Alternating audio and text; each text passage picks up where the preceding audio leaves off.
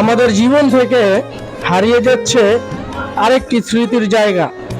বিশেষ করে 23 নং ওয়ার্ডের সবাই এই স্কুলটাকে চিনেন। 48 নং একরামপুর সরকারি প্রাথমিক বিদ্যালয়।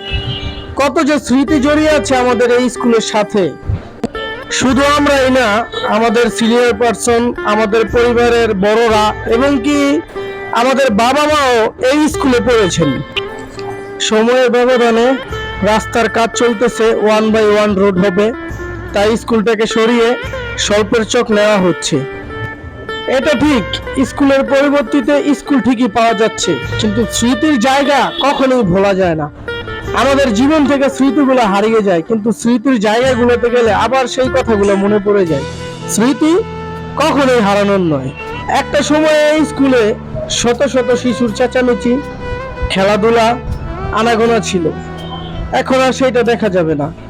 এখন চলবে যানবাহন, বড় বড় গাড়ি, হাজার হাজার মানুষের আনাগোনা। জীবন থেকে হারিয়ে যাচ্ছে আমাদের একরামপুরের তালতলা স্কুল।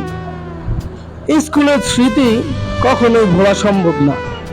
সবাই ভালো থাকবেন, আমার জন্য দোয়া করবেন।